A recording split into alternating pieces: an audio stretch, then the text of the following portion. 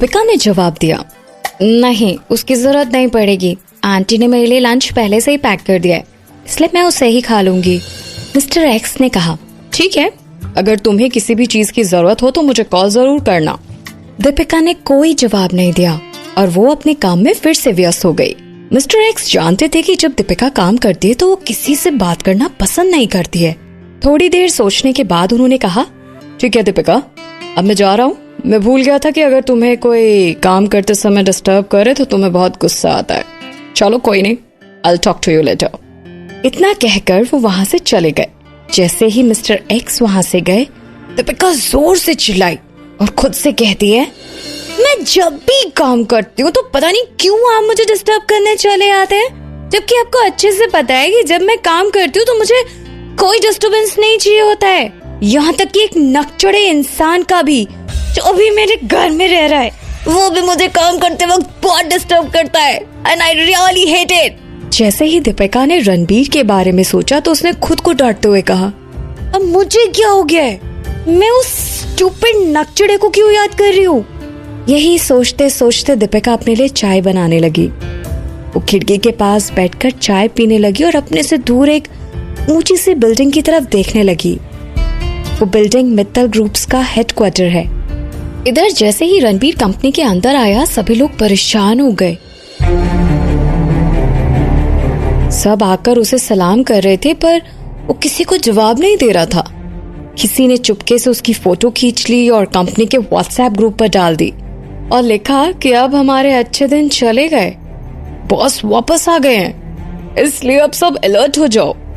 तुरंत ही ये मैसेज सभी एम्प्लॉइज के पास चला गया। सब या तो अपने काम में व्यस्त हो गए या दिखावा करने लगे कि वो काम कर रहे हैं, क्योंकि रणबीर की आदत थी कि वो अचानक से किसी भी एम्प्लॉय के पास पहुंच जाता था और उसका काम चेक करने लगता था। पर सबसे ज्यादा अगर कोई परेशान था तो वो थे मित्तल ग्रुप्स के मोबाइल कंपनी के मैनेजर, जिसे सुबह ही सुबह रणबीर के असिस्टेंट ने मेल किया था कि वो अपने पद से रिजाइन कर दे। वो डर गया था क्योंकि वो अभी कंपनी नहीं छोड़ना चाहता था और पता नहीं शायद इतनी जल्दी उसे कहीं और नौकरी मिलेगी भी या नहीं। और सभी लोग जानते हैं कि मित्तल ग्रुप सबसे अच्छी कंपनी है और अगर वहां से किसी को निकाल दिया जाता है तो उसका मतलब ये है कि कोई दूसरी कंपनी उस आदमी को नौकरी नहीं देगी। इसलिए सभी मैनेजर कंपनी में रणबीर के असिस्टेंट महेश से मिलने आए थे ताकि उन लोगों को दोबारा मौका मिल सके। जैसे ही रणबीर लिफ्ट के पास पहुंचा तो वहां पर उसका असिस्टेंट महेश उसका वेट कर रहा था। रणबीर लिफ्ट से सीधे अपने ऑफिस में पहुंच गया। उसने देखा कि टेबल पर फाइलों का पहाड़ बना हुआ था।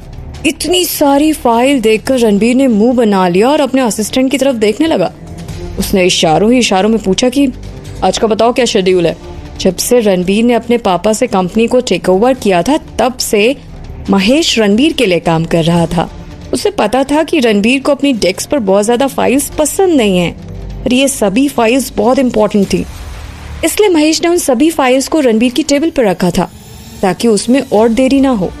उसने कहा, बॉस ये सारी फाइलें अर्जेंट हैं जिन्हें आपको आज ही देखना है। मैंने इसे पहले ही पढ़ लिया है और सारी बातों को पॉइंट बनाकर अलग से लिख दिया है, इसलिए आप उसे एक बार देखकर इन सभी पर साइन कर सकते हैं। रणबीर कुर्सी पर बैठ और फाइल उठाकर पढ़ने लगा।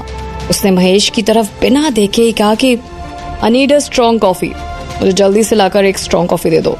इतना सुनते ही महेश बाहर जाने लगा। तभी अचानक से उसे कुछ याद आया और वो रुका और पीछे मुड़कर रणबीर से कहता है, बॉस मैंने सारे इन्फॉर्मेशन आपके फोन में डाल दिए हैं। नया फोन आपके ड्रॉर में रखा हुआ है, इसलिए आप उसे वहां से ले सकते हैं। महेश ने सुबह ही ईमेल करके रणबीर को उसका नया नंबर बता दिया था। उसने ड्रॉर से जैसे ही फोन निकाल कर देखा तो उसमें एक मिस्ड कॉल था जो उसने अभी अभी थोड़ी देर पहले दीपिका के नंबर से डायल किया था। ये देखकर रणबीर मुस्कुराने लगा। उसने उसका नंबर स्माइल नाम से सेव कर लिया ताकि जब भी दीपिका कॉल करेगी उसके चेहरे पर एक स्माइल आ जाएगी। जैसे ही मिस्टर एक्स अपने ऑफिस में पहुंचे, उन्होंने अपने असिस्टेंट को बुलाया और कहा, मैं जितने दिन के लिए इंडिया से बाहर था उतने दिन का दीपिका का सारा रिकॉर्ड मुझे चाहिए। अगर तुम्हें पता करने में कोई भी दिक्कत हो तो तुम उसके डॉक्टर से कांटेक्ट कर सकती हो जिसने उसका ट्रीटमेंट किया है। ये सुनते ही असिस्टेंट ने कहा, ओके सर, मैं अभी के अभी इसे चेक करती हूँ। मिस्टर एक्स ने कहा, मुझे ये रिपोर्ट कल तक चाहिए, इसलिए तुम आज के लिए छुट्टी ले सकती हो। असिस्टेंट ने हाँ में सिर हिलाया और ऑफिस से बाहर चली गई। इधर मिस्टर एक्स मन ही मन सोचने लगा कि मुझे पता है कि जब कोई तुम्हारी जिंदगी में दखल देता है तो तुम पसंद नहीं करती और ना ये तुम्हें पसंद आता है, पर अब मेरे पास कोई और रास्ता नहीं बचा है। अगर तुम मुझे नहीं बताओगी कि असल में हुआ क्या था तो फिर मैं अपने तरीके से मालूम कर ही लूंगा। इनफैक्ट मुझे मालूम करना ही पड़ेगा। तड़पता है क्यों, धड़कता है क्यों, ये जाने न मैं न तू, कैसा ये दिल का कनेक्शन है तुझसे हुआ, ये जाने न मैं